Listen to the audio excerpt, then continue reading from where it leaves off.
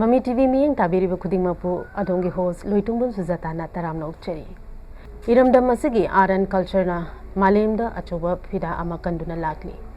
Hairiba art and culture gi lamda achobu thawai lobi duna lakliba adogum laba theater artist amani mayam gi damak ngasi putuna lakcheri basi. Mayam da sak takjage ngasi gi guest Waikhom Tomchok Singh taram na ukcheri ojabu. Ayesu lakliba Zasing Punamapo, Tana, Tagasa Pongosari. Oja Quay program as a Hogzer Pada, Ojagi, a Quaggy Marik Chumba, Quaggy Punshi, Wari, Haitare, Sigi, Wafum Mayama, say Quaggy, Tambidri Mamanga, Quaggy Ojagi Ming di Mayana, Todo and Dona Kanga Bangantani, and the Ojagi Life Farm, Aduga, Ojagi, a Quaggy Mahegi Tag, Aduga, Ojasi, Karamna, Nazaki Tetas, the Changa Kibano, Habito, Masigi, Wahi, some lapam tang Mayanda, Tambiram Kanganjari. I actually didn't line the Kodam Popi, Manilaka, Haraga, Miamna, Kangaviva, Adumba Zagada, Aya Hosari, Hosina, Mekola Bazar, Haraga Sukami. Adumba, Mapamada, a bookshare money, Amazon, Mapam the Jogger money. I had a handbada, like Tambasi, my tangi, Matam to the LP. LP school Haraga Kanava, Maitam Makagi Sida, Parakara, Anisu, but they give some Mapila, Tegi Anisu, some Tamakon, Mangaso, Power Saitam Zeraga. Sigi Makada, Amuk Matam to the Mekola Sida, Kudupupiman in the Gaida, Hojing Mekola had a Kanama Mapam Sida. In school Hadanam and Capire, Lamdam Lugi Karamasang Navasina. Mapam Maduda, I had class 3, Dagina, 7 Baba, 6 Baba Tame, Matang Malom Mega High School, 7 Dagi, 8 Sumlalatana, I Poverty, Mekola Akari, Malom Mega High School, item Jere, Sinamuk, I see Ladoktiva Mana, class 9, Pekataram Daisida. Matam Digi Lena, like Hagadra, about a pongi taba mayang, Kanasa Madugi the Sado, I want the Pangidana. Sahi Masi, by car, Mayasida, Hogapangam Dadana, by Casa Tavangam Jahodre, Anabs number more. Hoy Anab, the number of guys see Ling by Yadana, Pakta and Lera. Matam the doctor in the Sukara Marankai wall. Other minor lady, Baduna.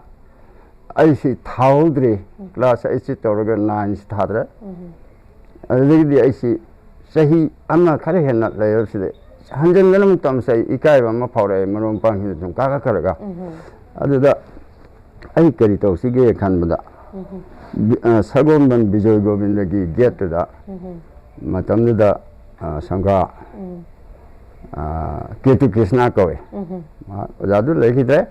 Maki asobo workshop ma Manipura hapat maming satpa workshop ne adudai matam khara thabak si training course khara yauge ha na yaurame adudagi di maduna su aingon da pen bo rakta na sam tawbadagi art ki sigumba kala gi kanogi lambian si sam pam e aduna malam moraga school gi one play gumba the fancy dress Sigumba system, some Kazikazi Yauja Pahanale, Adina Maram Moraga, Mekolada, dramatic union in Kade. Adu Digidi, Aina Dramasi, Masamasa Karaga, Kumbasum, Horoki Digi, Lilagi, Sangsao, Apama Malakre. Adu the Aina Pan, you talk from the Saturday, I had calling it up, Koigi, the Tanaba. Ay kuina ila tawmin jalamba ama khakna ibai singni iwonang ila pamadi law ay nangi jaga singe haidna ila dugo man pusan bidna moirang gongi oja ibo yanga bi yumda ay lila tawba somang lila yawa hojare ki asina lila tara mathoi ni thoi hena kumma bagi tungda aroi bada Hongba ꯈꯦꯇ꯭ꯔꯤ ꯂꯩꯀꯥꯏꯗ ꯂꯩꯕ ꯑꯣꯖꯥ ꯅꯕꯀꯨꯃꯥꯔ eastern ꯖꯇ꯭ꯔꯥ association ꯍꯥꯏꯅ ꯈꯪꯅꯕ ꯑꯣꯖꯥ ꯑꯁꯤꯒꯤ ꯃꯈꯥꯗ ꯑꯩ ꯃꯇꯝ ꯈꯔꯃꯨꯛ ꯆꯪꯖꯗꯅ ꯂꯤꯂꯥꯁꯤ ꯌꯥꯎꯖꯔꯛꯄꯗꯒꯤꯗꯤ 이khang khangꯧꯗꯅ ꯑꯩꯅ ꯌꯥꯎꯕ ꯆꯍꯤꯁꯤꯗ ꯄꯕ꯭ꯂꯤꯁꯤꯇꯤ ꯗꯤꯄꯥꯔꯠꯃꯦꯟ ꯒꯚꯔꯟꯃꯦꯟꯠ ꯑꯣꯐ ꯃꯅꯤꯄꯨꯔꯅ ꯁꯤꯜ ꯂꯥꯡꯕꯤꯗꯨꯅ ꯐꯦꯁꯇꯤꯚꯦꯜ ꯑꯃ ꯍꯧꯗꯣꯛꯈꯤ ꯑꯗꯨꯝꯕ ꯐꯦꯁꯇꯤꯚꯦꯜ ꯑꯗꯨꯗ ꯑꯩꯁꯤ ꯂꯥꯏꯕꯛ ꯐꯗꯅ ꯑꯣꯖꯥꯁꯤꯡꯒꯤ ꯇꯨꯡ ꯏꯟꯕꯗꯒꯤ ꯐꯥꯔꯁ ꯄ꯭ꯔꯥꯏꯖ ꯂꯧꯖꯔꯦ ꯃꯗꯨꯗ ꯁꯥꯟꯅꯖꯈꯤꯕ ꯑꯩꯈꯣꯏꯅ ꯎꯠꯆꯈꯤꯕ ꯂꯤꯂꯥ ꯑꯁꯤ ꯁꯥꯌꯣꯟ ꯁꯥꯄꯕ ꯍꯥꯏꯕꯁꯤꯅ ꯑꯍꯥꯟꯕ ꯄ꯭ꯂꯦꯅꯤ ꯃꯁꯤꯕꯨ ꯕꯦꯁ ꯄ꯭ꯂꯦ ꯐꯪꯉꯕꯒꯤ ꯇꯨꯡꯗ ꯑꯅꯤꯁꯨꯕ ꯆꯍꯤꯗ ꯄꯤꯗꯣꯅꯨ ꯎꯠꯂꯦ ꯄꯤꯗꯣꯅꯨꯁꯤꯗꯁꯨ ꯑꯃꯨꯛꯀ ꯊꯪꯅꯅ ꯕꯦꯁ ꯄ꯭ꯂꯦ ꯑꯃꯨꯛ ꯐꯪꯉꯦ ꯃꯗꯨꯗ ꯑꯩ ꯁꯄꯣꯔꯇꯤꯡꯗ ꯑꯌꯥꯝꯕ ꯑꯩ ꯔꯣꯜ ꯑꯣꯏ ꯑꯗꯩ ꯑꯃꯨꯛ ꯑꯍꯨꯝꯁꯨꯕ ꯆꯍꯤꯗꯅ ꯇꯥꯝꯅꯥ ꯍꯥꯏꯕꯁꯤ ꯎꯠꯂꯦ ꯇꯥꯝꯅꯥꯗꯗꯤ ꯑꯩ ꯃꯃꯥ ꯁꯥꯕꯤ ꯍꯥꯏꯔꯒ ꯈꯪꯉꯤ ꯇꯥꯝꯅꯥꯁꯤꯁꯨ ꯑꯃꯨꯛꯁꯨ ꯕꯦꯁ ꯄ꯭ꯂꯦ ꯐꯪꯉꯦ ꯆꯍꯤ ꯑꯍꯨꯝꯁꯤ ꯀꯅꯥꯝꯇꯅ ꯃꯔꯛ ꯁꯠꯇꯅ ꯊꯪꯅꯅ ꯕꯦꯁ ꯄ꯭ꯂꯦ ꯑꯗꯨꯝ ꯂꯧꯔꯒ ꯂꯥꯛꯑꯦ ꯑꯁꯨꯝꯅ ꯑꯩꯁꯤ ꯂꯤꯂꯥꯒꯤ ꯄꯨꯟꯁꯤ ꯁꯨꯃꯥꯡ ꯂꯤꯂꯥꯒꯤ ꯃꯍꯥꯎꯁꯤ ꯐꯖꯅ ꯈꯪꯈ꯭ꯔꯦ ꯌꯥꯝ ꯅꯧꯅꯁꯨ ꯍꯧꯕꯤꯔꯛꯑꯦ ꯍꯥꯏꯇꯥꯔꯦ ꯍꯣꯏ ꯍꯣꯏ ꯂꯤꯂꯥꯒꯤ ꯂꯝꯁꯤꯗ ꯂꯤꯂꯥꯒꯤ ꯂꯝꯗ ꯑꯩꯅ ꯍꯧꯖꯔꯛꯄꯁꯤ ꯃꯇꯝ ꯑꯗꯨꯗ ꯑꯩꯒꯤ ꯏꯁꯥꯒꯤ ꯆꯍꯤꯁꯤ ꯇꯔꯥꯒ ꯃꯉꯥ ꯇꯔꯨꯛ ꯁ꯭ꯋꯥꯏꯗꯒꯤ ꯑꯩ ꯂꯤꯂꯥꯁꯤꯗ ꯑꯗꯨꯝ ꯄꯥꯝꯃꯦ ꯃꯗꯨꯗꯗꯤ ꯃꯇꯦꯛ ꯋꯥꯟ ꯄ꯭ꯂꯦꯒꯨꯝꯕ ꯀꯔꯤꯒꯨꯝꯕ ꯁ꯭ꯀꯨꯜꯒꯤ ꯄ꯭ꯂꯦ ꯃꯆꯥꯗ ꯀꯨꯝꯕ ꯁꯨꯝ ꯍꯧꯔꯛꯈꯤꯕꯅꯤ ꯑꯗꯣ ꯍꯥꯏꯔꯤꯕ ꯑꯩꯈꯣꯏꯒꯤ ꯂꯤꯂꯥꯁꯤꯃꯛꯇꯤ ꯆꯪꯁꯤꯟꯗ꯭ꯔꯤꯉꯩꯗ ꯑꯩꯈꯣꯏꯒꯤ ꯍꯣꯕꯤꯒꯨꯝꯕ ꯍꯥꯏꯇꯥꯔꯦꯀꯣ ꯏꯁꯥꯒꯤ ꯑꯣꯖꯥꯒꯤ ꯍꯣꯕꯤꯁꯦ ꯑꯩꯈꯣꯏ ꯁꯨꯝ ꯇꯥꯖꯕꯗ ꯑꯩꯈꯣꯏꯒꯤ ꯃꯦꯀꯥꯅꯤꯛꯀꯤꯁꯨ ꯈꯔ ꯑꯗꯨꯝ ꯂꯥꯏꯟꯁꯤꯗ ꯑꯗꯨꯝ ꯄꯥꯝꯖꯔꯛꯑꯦꯅꯁꯨ ꯇꯥꯖꯩ ꯃꯦꯀꯥꯅꯤꯛꯀꯤꯗ ꯑꯩ ꯆꯍꯤ 2 ꯀꯣꯔꯁ ꯂꯣꯏꯔꯒ ꯑꯍꯨꯝꯁꯨꯕ ꯊꯥꯗꯅ ꯇꯣꯛꯄꯅꯤ ꯁꯤꯒꯤ ꯂꯥꯏꯟꯁꯤꯗꯗꯤ ꯑꯗꯨꯝ ꯇꯠꯈ꯭ꯔꯕ꯭ꯔꯥ ꯀꯃꯥꯏꯅ ꯇꯧꯕꯅꯣ ꯃꯗꯨ ꯑꯩ ꯃꯇꯝ ꯈꯔ ꯂꯤꯂꯥ ꯑꯣꯖꯥ ꯏꯕꯣ ꯌꯥꯏꯃꯗꯒꯤ ꯃꯣꯏꯔꯥꯡꯈꯣꯝꯗꯒꯤ ꯇꯣꯂꯛꯑꯒ ꯑꯣꯖꯥ ꯅꯕꯀꯨꯃꯥꯔ ꯌꯧꯗ꯭ꯔꯤꯉꯩꯗ ꯋꯥꯛꯁꯣꯞ ꯃꯆꯥ ꯑꯃ ꯂꯤꯡꯈꯠꯆꯩ ꯋꯥꯍꯦꯡ ꯂꯩꯀꯥꯏꯗ ꯍꯧꯖꯤꯛ ꯃꯣꯏꯔꯥꯡ ꯄꯥꯔꯀꯤꯡ ꯍꯥꯏꯔꯒ ꯈꯪꯅꯕꯁꯤꯗ ꯃꯃꯥꯡ ꯊꯪꯕ ꯂꯝꯕꯤꯒꯤ ꯃꯃꯥꯡ ꯊꯪꯕ ꯁꯥꯏꯠꯇ ꯃꯤ ꯈꯔ ꯀꯣꯝꯃꯝꯃꯤ ꯃꯇꯝꯗꯨꯗ ꯑꯗꯨꯗ ꯇꯧꯖꯕ ꯋꯥꯛꯁꯣꯞ ꯑꯁꯤꯗ ꯑꯩꯁꯤ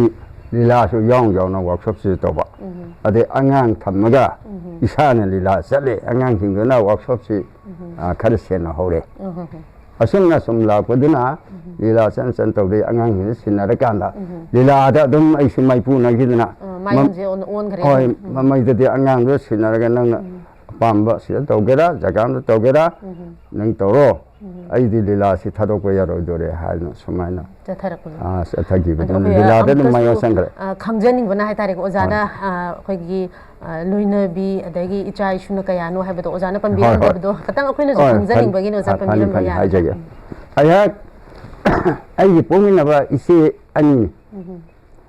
ꯑꯃꯅ ꯑꯍꯟꯁꯤꯅ ꯕꯤꯁꯦꯝꯄꯨꯔꯗ ꯍꯣꯡꯈꯤ ꯂꯩꯈꯤꯗ꯭ꯔꯦ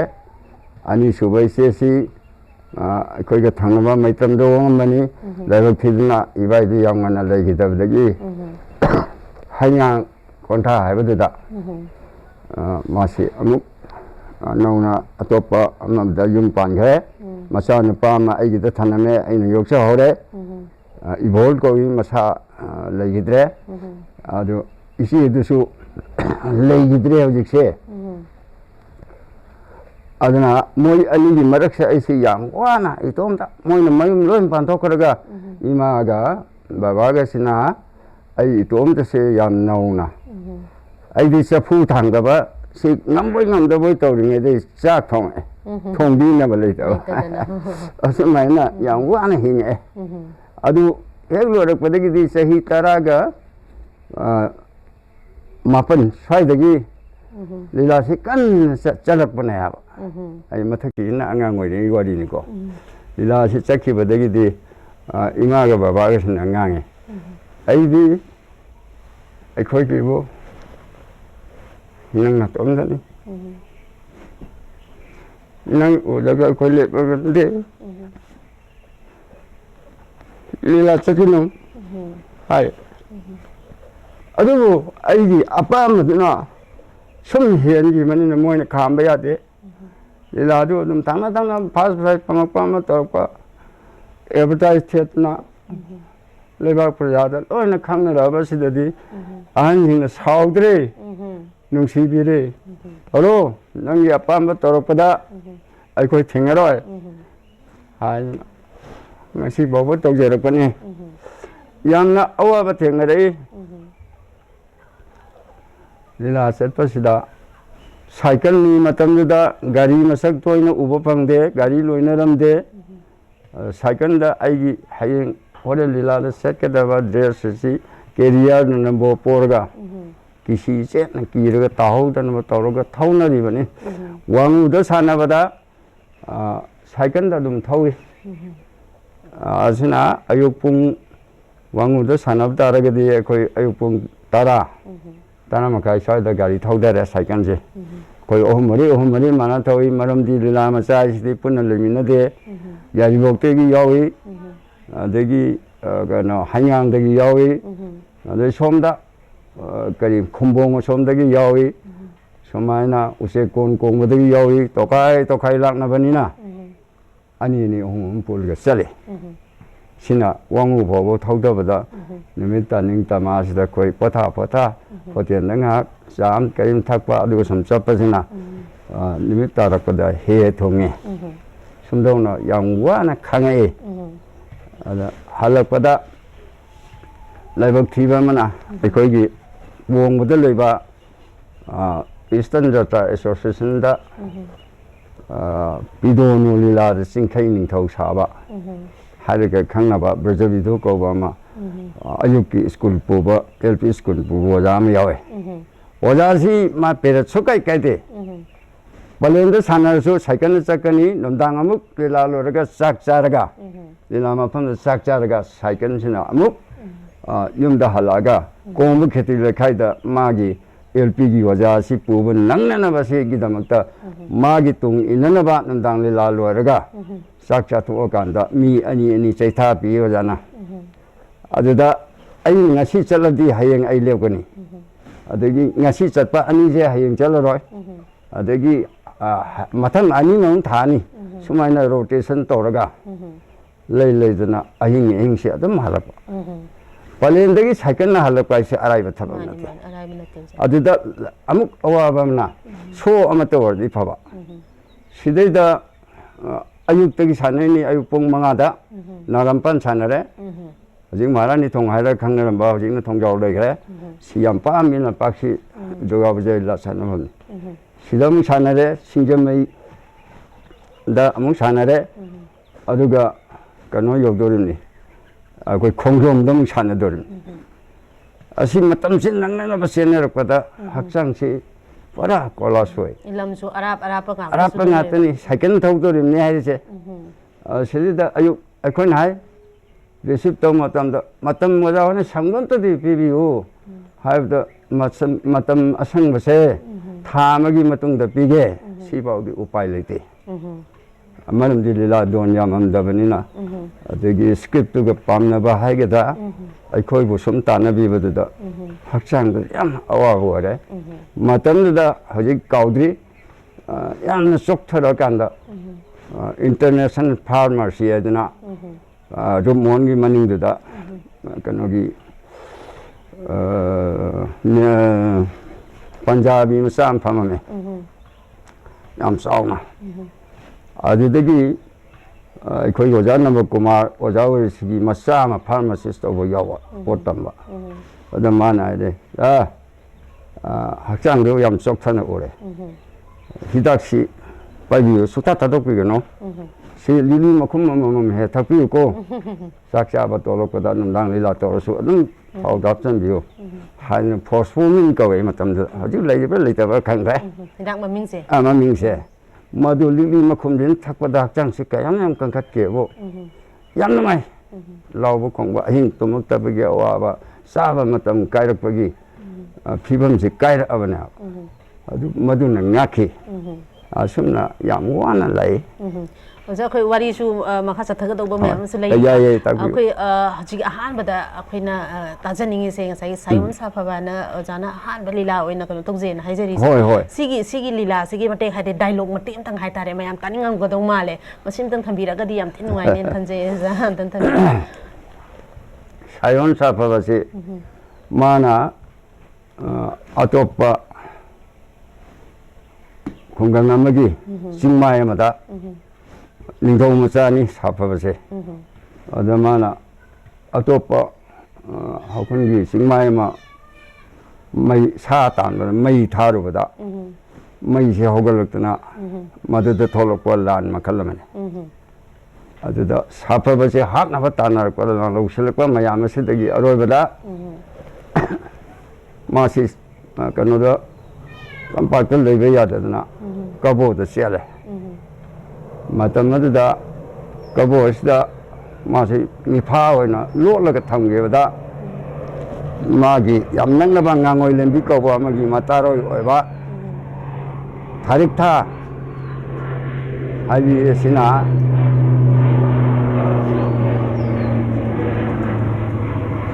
ꯁꯥꯐꯕ ꯊꯤꯅꯕꯒꯤ ꯄꯥꯝꯕꯩ ꯊꯤꯔꯛꯄꯗ ꯀꯕꯣꯗ ꯊꯨꯡꯉꯦ ꯃꯥ ꯂꯣꯟꯅ ꯆꯦꯟꯗꯅ ꯁꯥꯐꯕꯒꯤ ꯈꯣꯡꯒꯨꯜ ꯂꯤꯔꯛꯄꯗ ꯀꯕꯣꯗ ꯊꯦꯡꯅꯗꯅ ꯃꯥꯁꯤ ꯃꯤꯐꯥ ꯑꯣꯏꯅ ꯂꯩꯔꯝꯃꯦ ꯑꯗꯨꯗ ꯃꯥꯕꯨ ꯁꯦꯟꯅꯔꯤꯕ ꯊꯣꯉꯛꯄ ꯑꯁꯤꯕꯨ ꯅꯝꯅ ꯐꯥꯔꯒ ꯅꯝꯃꯠꯇꯅ ꯌꯥꯝꯅ ꯊꯥꯖꯕ ꯅꯨꯡꯁꯤꯕ ꯋꯥꯍꯩꯅ ꯍꯥꯏꯔꯒ ꯁꯨꯝꯅꯅ ꯄꯨꯔꯒ ꯊꯣꯉꯛꯄꯁꯤ ꯍꯥꯠꯄꯅꯤ 마부 할라가 다직 타시나 쌍아가 사파바 간박이 마땅히 마두다 아약 다직타 하이바 롤세 아이나 로에 니랑 랜드기 토이라바 아토이바 부고이라바 히닝 타우렌 마사오 năng thiba aina kaya wakiba nong dam man kan man nang ga ega thingna ra do lau sasi hagi kadi ji damak tan ngai na ta lei gano matam hen kargani kabo gi mirai pung na thingna gara bada nang ga ega punsi adem bal makhang mang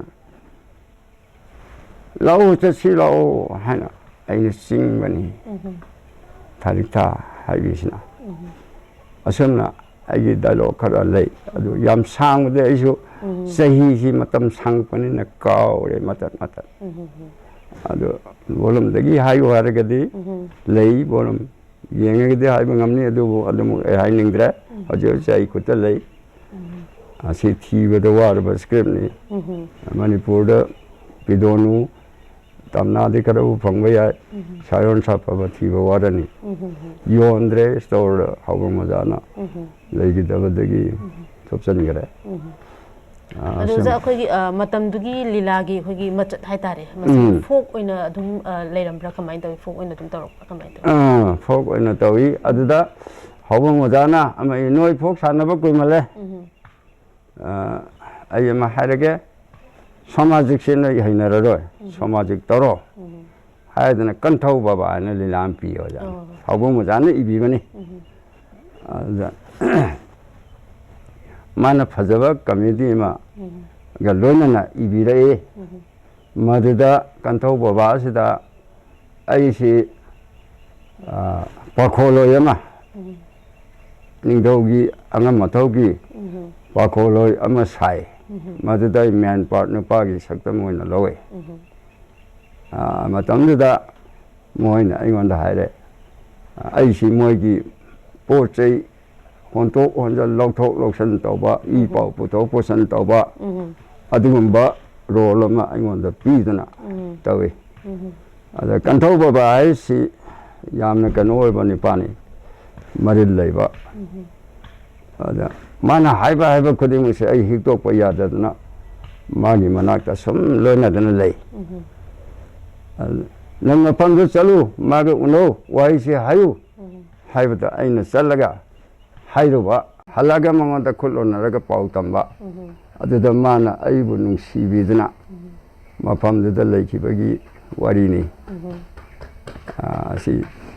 다이록도 ꯑꯩ ꯍꯧꯖꯤꯛ ꯅꯤꯡꯁꯤꯡꯕ ꯋꯥꯏ. ꯉꯁꯥꯏꯒꯤ ꯀꯨꯏꯈ꯭ꯔꯕꯅꯤꯅ ꯌꯥꯝꯅ ꯀꯨꯏꯈ꯭ꯔꯦ ꯆꯍꯤ ꯍꯨꯝꯐꯨꯒꯤ ꯃꯊꯛ ꯂꯥꯟꯁꯤꯟꯈ꯭ꯔꯕꯅꯤꯅ. ꯑꯗꯨ ꯗꯥꯏꯂꯣꯛꯀ ꯌꯥꯎꯔꯒꯗꯤ ꯑꯃꯨꯛ ꯍꯦꯟꯅꯁꯨ ꯑꯩꯈꯣꯏꯅ ꯅꯨꯡꯉꯥꯏꯒꯗ꯭ꯔꯥ ꯍꯥꯏꯅꯗꯤ ꯈꯟꯖꯩ ꯑꯣꯖꯥ. ꯅꯨꯡꯉꯥꯏꯒꯗ꯭ꯔꯥꯅꯦ ꯑꯗ ꯃꯇꯝꯗꯣ ꯑꯩꯅ ꯈꯤꯇꯪ ꯃꯇꯝ ꯆꯥꯅ ꯐꯪꯍꯧꯗꯕꯗꯅ ꯌꯥꯝ ꯀꯨꯏꯅ ꯅꯤꯡꯁꯤꯡꯉꯝꯃꯤ. ꯑꯗ ꯕ꯭ꯔꯦꯟꯁꯦ ꯁꯨꯝ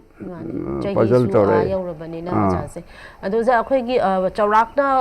ꯑꯄꯨꯟꯕꯗ ꯍꯥꯏꯇꯥꯔꯦ ꯂꯤꯂꯥꯁꯦ ꯀꯌꯥꯃꯨꯛꯇꯤ ꯑꯩꯈꯣꯏꯒꯤ ꯄꯔꯐꯣꯔꯝ ꯇꯧꯕꯤꯔꯝꯒꯦ ꯍꯥꯏꯕꯗꯨꯃ ꯍꯥꯏꯕꯤꯌꯨ. ꯃꯣꯏꯔꯥꯡꯈꯣꯝꯗ ꯂꯩꯔꯤꯉꯩꯗ ꯖꯄꯥꯟ ꯋꯥꯔ ꯑꯩꯒꯤ ꯐꯥꯔꯁ ꯍꯧꯗꯣꯔꯛꯄ ꯁꯨꯃꯥꯡ ꯂꯤꯂꯥ ꯑꯍꯥꯟꯕ ꯈꯣꯡꯗꯥꯕꯗꯤ ꯑꯦꯀꯥ ꯇ꯭ꯔꯦꯟ ꯍꯥꯏꯁꯦ. ꯑꯦꯀꯥ ꯇ꯭ꯔꯦꯟꯁꯦ ꯃꯃꯤꯡ ꯆꯠꯈꯤ ꯑꯩꯈꯣꯏꯁꯨ ꯇꯥꯒꯗꯧ ꯍꯣꯏ ꯇꯧꯋꯤ. ꯍꯣꯏ ꯑꯦꯀꯥ ꯇ꯭ꯔꯦꯟ. ꯑꯗꯒꯤ ꯐꯤꯖꯤꯒꯤ ꯃꯅꯤ. ꯑꯅꯤ ꯂꯣꯟꯕꯤꯒꯤ ꯑꯇꯣꯝꯕꯤꯅ ꯑꯣꯜꯂꯛꯇꯅ ꯑꯍꯟꯁꯤ ꯃꯃꯤꯠ ꯀꯣꯠꯊꯣꯛꯑꯒ ꯃꯆꯥꯅꯨꯄꯥꯁꯤ ꯍꯥꯠꯇꯣꯛꯇꯅ ꯃꯥꯒꯤ ꯈꯨꯕꯝ ꯐꯪꯍꯧꯗꯅꯕ ꯃꯔꯟ ꯃꯊꯨꯝꯁꯤ ꯑꯇꯣꯝꯕꯤꯁꯤꯡ ꯂꯧꯕ ꯌꯥꯅꯕ ꯁꯖꯦꯁꯟ ꯇꯧꯔꯛꯄ ꯂꯤꯂꯥ ꯃꯈꯜ ꯑꯃꯅꯤ. ꯌꯥꯝ ꯀꯛꯅꯩ ꯃꯤ 9 ꯈꯛ ꯁꯥꯟꯅꯩ. ꯑꯗꯨ ꯃꯅꯤꯄꯨꯔꯁꯤ ꯔꯥꯎꯟ 2 3 ꯀꯣꯏꯍꯧꯏ. ꯑꯁꯨꯃꯥꯏꯅ ꯁꯃꯥꯖꯤꯛꯇ ꯀꯨꯝꯃꯛꯑꯦ ꯑꯩꯁꯦ. ꯑꯔꯣꯏꯕꯗ ꯑꯩꯅ ꯐꯣꯛꯇ ꯁꯨꯝ ꯂꯥꯛꯏꯕꯁꯤꯗꯤ ꯀꯣꯡꯕꯗ ꯑꯣꯖꯥ ꯅꯕ ꯀꯨꯃꯥꯔꯒꯤ ꯃꯈꯥꯗ ꯏꯁꯇꯔꯟ ꯖꯁꯇꯤꯁ ꯑꯦꯁꯣꯁꯤꯌꯦꯁꯟꯒꯤ ꯁꯤꯗ ꯂꯩꯔꯕ ꯀꯥꯟꯗ ꯑꯩ ꯐꯣꯛꯇ ꯑꯌꯥꯝꯕ ꯂꯥꯛꯈꯤꯕꯅꯤ. ꯑꯩꯈꯣꯏ ꯑꯦꯋꯥꯔꯗꯁꯤꯗꯤ ꯀꯔꯝ ꯀꯔꯝꯕ ꯑꯣꯖꯥ ꯐꯪꯕꯤꯔꯛꯄ ꯂꯩꯕꯒꯦ? ꯑꯦꯋꯥꯔꯗꯁꯤ ꯍꯧꯖꯤꯛ ꯍꯥꯏꯔꯤꯕ ꯕꯦꯁ ꯄ꯭ꯂꯦꯗꯗꯤ ꯃꯇꯝꯗꯨꯗ ꯁꯤꯜ ꯑꯣꯏꯅ ꯄꯨꯂꯞ ꯄꯨꯂꯞ ꯄꯤ. ꯑꯗ ꯁꯥꯔꯇꯤꯐꯤꯀꯦꯠ ꯑꯃꯃꯝ ꯄꯤ. ꯁꯥꯔꯇꯤꯐꯤꯀꯦꯠꯇꯤ ꯑꯩꯅ ꯍꯧꯖꯤꯛ ꯂꯩꯖꯔꯤꯕ ꯀꯔꯤ ꯄꯤꯗꯣꯅꯨ ꯐꯪꯖꯈ꯭ꯔꯦ. ꯑꯗꯒꯤ ꯀꯩꯅꯣꯒꯤꯗꯗꯤ ꯁꯥꯌꯣꯟ ꯁꯥꯐꯕꯒꯤꯗꯤ ꯄꯨꯟꯅ ꯄꯤ.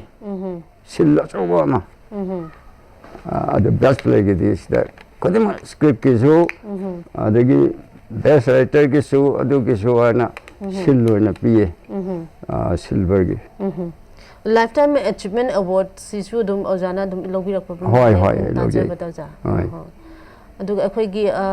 ꯀꯔꯝ ꯀꯔꯝꯕ ꯍꯥꯏꯇꯥꯔꯦ ꯑꯦꯋꯥꯔꯗꯁꯤꯗ ꯑꯩꯈꯣꯏꯅ ꯑꯣꯖꯥꯅ ꯈ꯭ꯋꯥꯏꯗꯒꯤ ꯍꯦꯟꯅ ꯍꯥꯏꯇꯥꯔꯦ ꯃꯁꯤꯒꯤ ꯑꯦꯋꯥꯔꯗꯁꯤꯃꯗꯤ ꯑꯩꯅ ꯈ꯭ꯋꯥꯏꯗꯒꯤ ꯍꯦꯟꯅ ꯄꯦꯟꯖꯕ ꯑꯗꯒꯤ ꯈ꯭ꯋꯥꯏꯗꯒꯤ ꯍꯦꯟꯅ ꯑꯩꯈꯣꯏꯅ ꯅꯤꯡꯇꯨꯡꯖꯕ ꯍꯥꯏꯇꯥꯔꯦ. ꯀꯔꯝꯕ ꯑꯦꯋꯥꯔꯗꯇꯤ ꯑꯣꯏꯕꯤꯕꯒꯦ? ꯃꯁꯤꯗ ꯑꯩꯅ ꯐꯪꯖꯈꯤꯕ ꯃꯌꯥꯝꯗ ꯑꯩꯗꯤ ꯅꯍꯥ ꯑꯣꯏꯔꯤꯕꯅꯤ ꯏꯉꯥꯎ ꯉꯥꯎꯏ. ꯑꯗ ꯂꯦꯐꯇꯤꯅꯦꯟꯠ ꯒꯕꯔꯅꯔ ꯕꯥꯂꯦꯁꯔ ꯄ꯭ꯔꯁꯥꯗꯁꯤꯅ ꯃꯅꯤꯄꯨꯔꯗ ꯄꯥꯜꯂꯤꯉꯩꯗ ꯄꯤ ꯑꯥꯔ ꯂꯩ ꯃꯇꯝꯗꯣ ꯑꯗ ꯄ꯭ꯔꯁꯥꯗꯅ ꯁꯥꯁꯟ ꯇꯧꯔꯤꯉꯩ ꯃꯇꯝꯁꯤꯗ ꯅꯨꯡꯁꯤꯕꯤꯗꯅ ꯐꯥꯔꯁ ꯇꯥꯕ ꯑꯅꯤꯁꯦ ꯎꯔꯤꯄꯣꯛꯀꯤ ꯑꯣꯖꯥ ꯇꯣꯃꯥꯟ ꯍꯧꯖꯤꯛ ꯇꯥꯏꯕꯪ ꯒꯥꯏꯇꯪꯗꯒ ꯌꯥꯎꯔꯝꯃꯤ ꯍꯥꯏꯔꯤꯕ ꯑꯣꯖꯥꯁꯤꯒ ꯑꯩꯈꯣꯏꯒꯤꯁꯦ ꯃꯥꯅ ꯁꯃꯥꯖꯤꯛꯇ ꯐꯥꯔꯁ ꯇꯥꯏ ꯃꯥꯏꯗꯣꯟꯅ ꯑꯩꯈꯣꯏꯒꯤꯅ ꯄꯧꯔꯥꯅꯤꯛꯇ ꯇꯥꯏ. ꯑꯗꯣ ꯄꯤꯗꯣꯅꯨ ꯂꯤꯂꯥꯁꯦ ꯐꯥꯔꯁ ꯇꯥꯕ ꯑꯅꯤꯁꯤ ꯐꯦꯁꯇꯤꯚꯦꯜ ꯍꯦꯛ ꯂꯣꯏꯕꯒꯤ ꯅꯨꯃꯤꯠꯁꯤꯗ ꯗꯕꯜ ꯊ꯭ꯔꯣ ꯎꯠꯂꯦꯕ ꯌꯥꯝ ꯉꯟꯅ. ꯑꯗꯨꯗ ꯒꯕꯔꯅꯔꯁꯦ ꯄꯤꯗꯣꯅꯨ ꯂꯤꯂꯥꯗꯣ ꯑꯩ ꯌꯦꯡꯕꯗ ꯃꯥꯒꯤ ꯗꯥꯏꯂꯣꯒꯁꯤꯡꯗꯣ ꯑꯩ ꯀꯟꯐ꯭ꯌꯨꯁ ꯆꯠꯄ ꯈꯔ ꯂꯩ. ꯑꯩ ꯂꯤꯂꯥ ꯌꯦꯡꯒꯅꯤ ꯍꯥꯏꯗꯅ ꯄ꯭ꯔꯁꯥꯗꯅ ꯅꯨꯡꯁꯤꯕꯤꯗꯅ ꯑꯩꯈꯣꯏꯒꯤ ꯗꯕꯜ ꯊ꯭ꯔꯣꯁꯤꯗ ꯌꯦꯡꯉꯦ. ꯂꯤꯂꯥꯁꯤ ꯌꯦꯡꯕꯗ ꯃꯥꯒꯤ ꯃꯦꯝꯁꯥꯁꯤꯁꯨ ꯌꯥꯎꯏ. ꯖꯖꯁꯤꯡꯒ ꯐꯝꯃꯤꯟꯅꯗꯅ ꯌꯦꯡꯉꯕ ꯀꯥꯟꯗ ꯌꯥꯝꯅ ꯀ꯭ꯂꯦꯞ ꯂꯧꯕꯤꯈꯤ ꯅꯨꯡꯁꯤꯕꯤꯔꯝꯃꯤ. ꯑꯗꯩꯗꯤ ꯅꯨꯃꯤꯠꯁꯤꯗ ꯅꯣꯡꯉꯥꯜꯂꯒ ꯃꯅꯥ ꯌꯦꯟꯊꯣꯛꯄꯁꯤꯗ ꯒꯕꯔꯅꯔ ꯄ꯭ꯔꯁꯥꯗꯅ ꯌꯦꯟꯕ ꯇꯥꯔꯦ. ꯑꯗꯨꯗ ꯃꯦꯝ ꯁꯥꯍꯦꯕꯇꯨꯒ ꯃꯣꯏꯅꯤꯁꯤ ꯂꯥꯛꯑꯦ. ꯑꯗ ꯑꯩꯗꯤ ꯉꯔꯥꯡꯗꯤ ꯉꯁꯥꯏꯒꯤ ꯃꯄꯥꯟ ꯅꯥꯏꯕ ꯁꯦꯠꯇꯅ ꯃꯍꯥꯔꯥꯅꯤ ꯑꯃꯒꯤ ꯆꯞ ꯆꯥꯕ ꯗ꯭ꯔꯦꯁꯇꯨꯗ ꯊꯣꯛꯑꯒ ꯌꯥꯝꯅ ꯑꯉꯥꯡ ꯑꯣꯏꯅ ꯁꯥꯟꯅꯕ ꯃꯇꯝꯗꯨꯗ ꯃꯥꯏꯀꯥꯁꯦ ꯁꯨꯃꯥꯏꯅ ꯈꯨꯏꯗꯅ ꯆꯍꯤ 30-40ꯒꯤ ꯃꯌꯥꯗ ꯁꯥꯈꯤꯕ ꯔꯣꯜꯗꯣ ꯑꯩꯅ ꯈꯣꯡꯒ꯭ꯔꯥꯎ ꯑꯁꯪꯕꯅꯤ ꯃꯇꯝꯗ ꯑꯩ ꯍꯧꯖꯤꯛ ꯀꯥꯎꯗ꯭ꯔꯤ. ꯆꯣꯉꯥ ꯃꯅꯨꯡ ꯃꯆꯨꯒꯤ ꯈꯔ ꯈꯨꯔꯞ ꯇꯧꯕ ꯈꯣꯡꯒ꯭ꯔꯥꯎ ꯑꯃ ꯁꯦꯠꯂꯒ ꯁ꯭ꯄꯣꯔꯇꯤꯡ ꯃꯀꯛ ꯑꯃ ꯐꯤꯖꯟꯅ ꯇꯨꯕ ꯏꯁꯇꯤ ꯅꯥꯟ ꯇꯧꯔꯒ ꯈꯨꯗꯥꯡ ꯀꯞꯄꯤ ꯑꯃ ꯂꯤꯠꯂꯒ ꯄ꯭ꯔꯥꯏꯖꯁꯤ ꯑꯩ ꯃꯤꯡ ꯀꯧꯁꯤꯜꯂꯛꯄꯗ ꯑꯩ ꯄ꯭ꯔꯥꯏꯖ ꯂꯧꯕ ꯆꯪꯉꯦ. ꯑꯗꯨꯗ ꯃꯌꯥꯝ ꯑꯦꯔꯦꯟꯖꯃꯦꯟ ꯇꯧꯔꯤꯕ ꯅꯨꯄꯤ ꯃꯆꯥꯁꯤꯡ ꯑꯗꯒꯤ ꯐꯝꯃꯤꯕ ꯚꯤ ꯑꯥꯏ ꯄꯤꯁꯤꯡ ꯑꯗꯨ ꯇꯧꯔꯒ ꯑꯩꯅ ꯆꯪꯈꯤꯕꯁꯤꯗ ꯃꯣꯏꯅ ꯍꯧꯒꯠꯂꯒ ꯃꯈꯨꯠꯅ ꯍꯦꯟꯁꯦꯛ ꯇꯧꯅꯕ ꯉꯥꯏ. ꯑꯗ ꯄ꯭ꯔꯁꯥꯗꯅ ꯐꯨꯛ ꯍꯧꯒꯠꯂꯒ ꯃꯅꯥꯗꯨ ꯄꯤꯔꯛꯑꯣ ꯍꯥꯏꯅ ꯑꯩꯁꯤꯅꯒꯦ ꯍꯥꯏꯅ ꯇꯧꯕꯁꯤꯗ ꯃꯦꯝ ꯁꯥꯏꯁꯤꯅ ꯃꯈꯨꯠꯂꯣꯟꯅꯩ ꯄ꯭ꯔꯁꯥꯗꯇ ꯁꯥꯔ ꯁꯤ ꯉꯔꯥꯡꯒꯤ ꯃꯅꯥ ꯄꯤꯗꯣꯔꯤꯁꯤ ꯃꯍꯥꯔꯥꯅꯤ ꯁꯥꯕꯤꯗ ꯄꯤꯒꯗꯕ ꯅꯠꯇ꯭ꯔꯥ ꯍꯥꯏꯅ ꯃꯣꯏꯅꯤ ꯑꯃ ꯉꯥꯡꯅꯈꯤ ꯑꯗꯨꯗ 하나 하이바 프로사나 하이로드다 만나 너무스테 떠오르가 아이 란톡세게 해요 아데 하이 까리기노 아이 원다 गवर्नर्सना मना पिरोदोरे ब्रेकेनो खलिको आइना वखंदा आइ नुंगाइतियो अति मा फन नु अदना संख्या लागा आ प्रपोज हालो मागी लिपि मसासिन तौरिबा कनो सिंसे अकोगी प्राजी संगाद तौना पुथोरपदो सासिदा नमस्ते तौरगा माना लौरे अरुगा अयोंदा पीरे मा हेंसेक तौसी हाइरे अई खोइ मैतैगी चनबिदि अई हांगोइरे अदै समान खोरमे आइना ना पिरो आइना आइना बा हेंसेक तौबिगी अदुगा माना पीरे गवर्नर मंगोन पीरे माना मो इमो पीरे अदै अदुमाइ तौ फंगी अदै अई यामना नुंगाइजेगी फंगरोदे खनबदो अꯩꯅ ꯃꯥꯅ ꯄꯤꯔꯛꯀꯗꯕ ꯋꯥꯈꯜꯗꯤ ꯈꯜꯂꯨꯗꯕ ꯑꯩꯁꯤ ꯇꯣꯛꯀꯗꯧꯔꯤꯕ ꯀꯩꯅꯣꯅ ꯈꯟꯈꯤꯕ ꯑꯃ ꯂꯩ ꯑꯗꯨ ꯑꯩ ꯌꯥꯝ ꯅꯨꯡꯉꯥꯏꯖꯩ ꯁꯤꯃ ꯑꯩꯒꯤ ꯈ꯭ꯋꯥꯏꯗꯒꯤ ꯅꯨꯡꯉꯥꯏꯖꯕꯅꯤ ꯍꯣꯏ ꯑꯩꯈꯣꯏꯒꯤ ꯑꯣꯖꯥꯒꯤ ꯋꯥꯔꯤꯁꯤ ꯇꯥꯕꯗ ꯑꯩꯈꯣꯏꯁꯨ ꯑꯗꯨꯛꯀꯤ ꯃꯇꯤꯛ ꯍꯦꯛꯇ ꯅꯨꯡꯉꯥꯏꯖꯩ ꯍꯣꯏ ꯍꯣꯏ ꯑꯣꯖꯥꯒꯤ ꯑꯦꯆꯤꯞꯃꯦꯟ ꯃꯌꯥꯝ ꯑꯃꯁꯨ ꯂꯩꯔꯤ ꯇꯧꯕꯇꯕꯨ ꯈ꯭ꯋꯥꯏꯗꯒꯤ ꯍꯦꯟꯅ ꯅꯨꯡꯉꯥꯏꯖꯕ ꯍꯥꯏꯇꯥꯔꯦ ꯃꯁꯤꯒꯤ ꯄꯤꯗꯣꯏꯕꯤꯗ ꯍꯧꯖꯤꯛꯀꯤ ꯒꯕꯔꯅꯔꯒꯤ ꯃꯦꯝ ꯁꯥꯔꯅ ꯄꯤꯕꯤꯔꯝꯕꯁꯦ ꯁꯤꯗꯤ ꯑꯩ ꯌꯥꯝꯅ ꯄꯦꯟꯖꯈꯤ ꯑꯩ ꯊꯃꯣꯏꯗ ꯁꯤꯗꯒꯤ ꯍꯦꯟꯅ ꯄꯦꯟꯕ ꯂꯩꯈꯤꯗꯦ ꯑꯣꯖꯥꯗ ꯃꯈꯥ ꯇꯥꯛꯄꯁꯦ ꯑꯩꯈꯣꯏꯒꯤ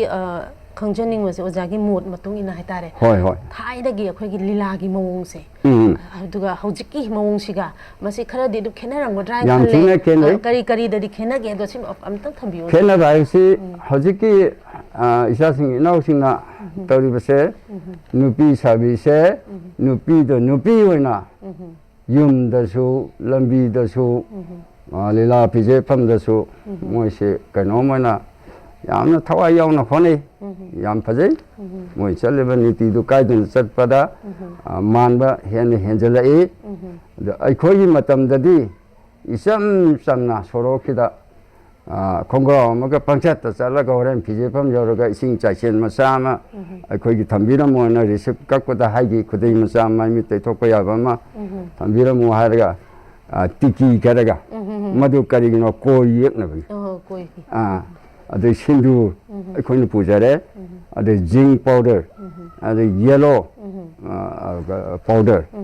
아들 레드 소마이나 또가 메이크업 세 거기 레이디 징시나 거기 꼭 되나봐 타오 이런 것이 또가 징시 그냥 합쳐서 거기 프로포션 이행이 내려가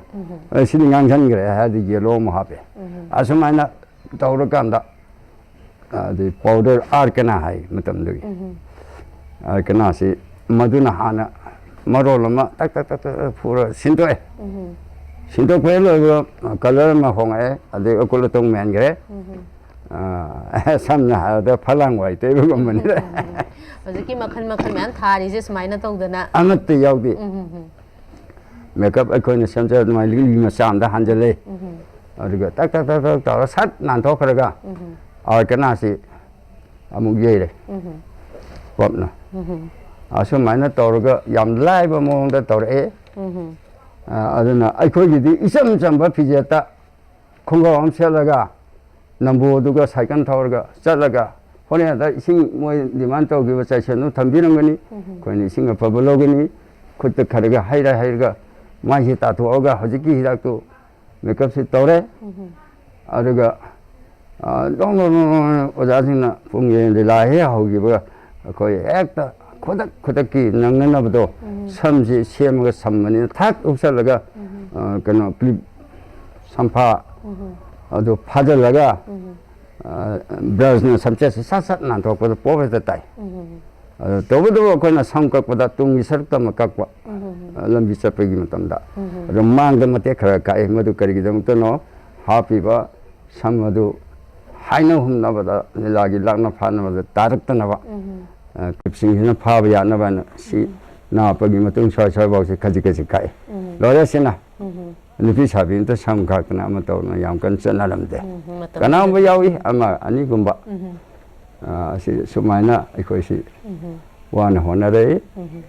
जो लीला से कोई तंब में तंब जा कोई नुमित के आनी है कि दराना हारों दरा दुम चंग बगी चांग समाजिक ने खर थुई अदो हुजिकी पौराणिक प्लेदा मोइसिदी डायलॉग सी फाना भनबा फारगा डायलॉग सिने करी फोंतो ई समाज नत्रगा करी खंगली हाबिस खंगना बहना कोदा खामा मखाय चंगी असंगी मसी इसम चमना नते साइकिल थौरगा कोंब खेती लेकै कोंब बाजार की मखादा मदन मोहन लाय लेदुगी मखादा ओजाई यमनी ओजाई यम सिता अखोई अयुक चांगन सारगा चलगा रेसन तगनी होरेन नमदांगी पुंग निपान दा सुति थागनी लीला राउल अनी का ओंका से रेसन तगो लोरगा नमदांगी पुंग निपान दा कोंबदगी साइकिल न मुसिंगे मै फावरगा यमदा लाइनी समाना यामना वाना होनरे हजिकी केम तौरगा दुकान अमदा पना बाजार खंगदे अमा खंगदे ओजांगी खंगदे होल तौवे अखोई ओजा युम नत्रदी यादे समाई चनरे खेनबा खर खासे ओजा अखोई व्यवहार हाय तारे को ओजा अमदा गुरु अमदा चटकदौबा हाइनगीगा हौजिकीगा से दुम मसिसु दुम खेनबा लैब्रा सिगी मसी होय खितंग खेनबरा हाइना खले अखोई ओजा सिना इला चप्पा मतमदा अखोइन हाना सम चलमबदगी लाइन तिनदमने ओजाना खितंग तपतंग लाकांदा सत लेखलगा मांगे साइकिल से लेखकी मतमदा सोय लावे कोइदा अदगी अखोइना राजा हाना मतुंगदा कोरमजबा अदगी मुक लीला फिसेफम योरगा मतमदी लीला फिसेफम गादी याम नोंनिंग बजाने साइकिल से अखोइन तुंगजले साइकिल सिना मीगी मांगोंदुदा नत्रगा लमहांग सानरगा लमहांग साइकिल सिना इकोई क्वेश्चन गनी मदुदा अखोइन सेट चाजरीबा खोंगो फुरी अममा से साइकिल हेंडल द साबन द लों यानजलगा गेम अमा सानेबा कोइन ड्रेसिंग रूम मोइना अदमाइ तोरगा इको कोना सानरकबा जेसलकबा असुमाने तोरे अदो हजिकीदी फजना कनोम सारना कानात खारना खोतना तौबी हैबा मफम चाना अदो खोदि लिगला मरक साइकिल दुना खोई क्वेश्चन जैदु लोरे फक अमता इरे तौना खाना बै थरंग तौबिरम बनते ओनली पेट्रोल मेसनी फायामा बने मायाय थाबिरम ग लोरे अदो साउंड पिदे माइकति खोंगे दम पंखोंदा लाकना बाबा लाकना बगी अदुगा कनोवनदी अखोगी माइक्रोफोन मयाद यानबीब नत्रे असुमाना पंगन फुगा लाउरगा सानरप ngakतनी हजिक मतंगा खितंग खेनबा मसी ओइना आई उजनिंगे अदो ओजा अखोगी मरकता अखोई लीलागा जु सानबदी होरगा डायलॉग कुंबा सुम कावबो खोटपगा से दुम मरकता दुम थेंगनिब्रा हाइबदी स्ट्रगल म ओइना को याव सिगी मतंग से दि हाइबेतंग मयामदा याव दबा नते यावी मसिदा अखोगी लीला मसागी यामना फजबा टेक्टिस मले angamba sagabeba ponung khanba angamba ningthong chanba yet ki pammo moiba asiga ningthogi maharani siga ani si dialogue si kada yam kumna sanarak pasida sai indet ekta ikhan khangudana dialogue si tension den he wangkat kidana phallone mangiba sigumbada aige panaiba gognariba sina माना dialogue में है कने तोंगान बा लीला की form दगी दी मरी सिंह लगा असेंग बा dialogue नत्रस खंथबिगो बेमा हरसु इबुंगो हरसु हारगा मते खितंग हौदोर कने अदुगा अदनि जा समगिबा अदु बाबोंग खंदे समायना अखोगी याम टेक्टिस म तवे टेक्टिस म दुना अखोगी बाबोंना खंगदबिदा मेल मेल हनगिबा बाबोंना ते खंगौदब सिगुम खर लई सिनी लीलागी टेक्टिस सबसे अदो ओजागु से फिजेफम जोबदा संगलगा आई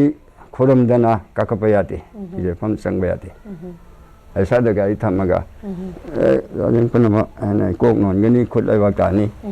ꯑꯗꯨꯒ ꯑꯩ ꯆꯪꯐꯝ ꯄꯤꯅꯕ ꯑꯍꯜ ꯂꯃꯟ ꯑꯉꯝ ꯃꯊꯧ ꯁꯥꯕ ꯅꯠꯇ꯭ꯔꯒ ꯏꯊꯛ ꯊꯣꯡꯕ ꯑꯣꯖꯥ ꯒꯨꯔꯨꯁꯤꯡꯁꯤꯅ ꯐꯝꯃꯦꯟꯂꯣꯝꯗ ꯐꯝꯒꯅꯤ ꯂꯝꯍꯥꯡꯗ ꯁꯥꯟꯅꯒꯦ ꯁꯥꯟꯅꯧ ꯌꯨꯝꯗ ꯁꯥꯟꯅꯒꯦ ꯁꯥꯟꯅꯧ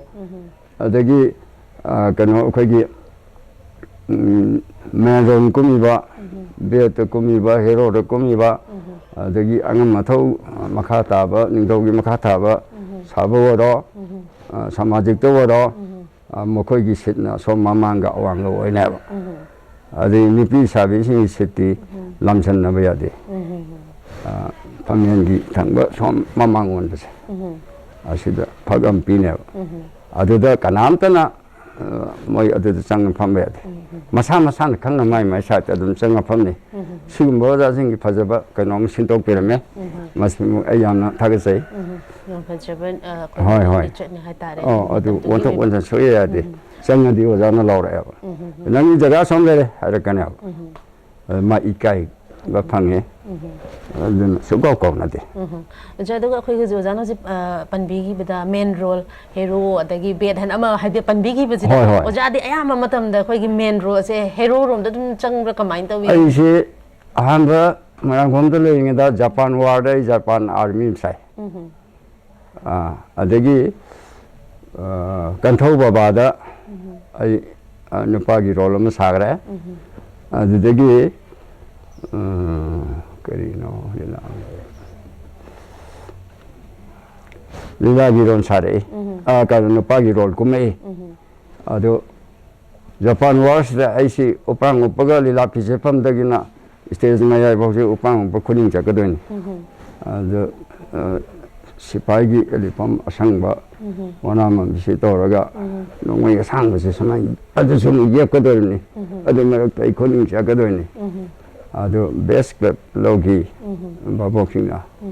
ꯌꯥꯝ ꯐꯖꯕ ꯃꯑꯣꯡ ꯑꯃꯗ ꯇꯧꯏ ꯃꯥꯏ ꯈꯨꯅꯤꯡ ꯁꯣꯏ ꯍꯨꯗꯛꯀꯅꯤ ꯂꯤꯂꯥꯁꯤ ꯅꯨꯡꯇꯤꯒꯤ ꯁꯥꯟꯅꯔꯗꯤ ꯍꯥꯏꯅ ꯑꯩꯁꯤ ꯇꯧꯕ ꯌꯥꯎꯔꯛꯑꯦ ꯉꯁꯥꯏ ꯑꯦꯛꯁꯟꯗꯣ ꯍꯣꯏ ꯍꯣꯏ ꯉꯛꯀ ꯌꯥꯝ ꯊꯥꯡꯀꯠꯂꯨ ꯌꯥꯄꯣꯠꯇꯦ ꯅꯣꯟꯊꯔꯒ ꯑꯗꯨꯗ ꯆꯠꯄꯒꯤ ꯀꯩꯅꯣ ꯑꯃ ꯑꯁꯨꯃꯥꯏꯅ ꯇꯧꯔꯛꯏ ꯂꯤꯂꯥꯁꯤ ꯑꯩꯗꯤ ꯑꯌꯥꯝꯕꯅ ꯅꯨꯄꯤꯒꯤ ꯔꯣꯜꯗ ꯑꯌꯥꯝꯕ ꯂꯥꯛꯑꯦ ꯑꯩꯒꯤ ꯁꯥꯇ꯭ꯔ ꯌꯥꯝ ꯍꯧꯈ꯭ꯔꯦ ꯂꯩꯈꯤꯗꯕꯁꯨ ꯌꯥꯎꯈ꯭ꯔꯦ ꯎꯂꯧ ꯕꯤꯖꯣꯏ ꯀꯥꯏꯅ ꯃꯣꯏꯁꯤ ꯀꯔꯤ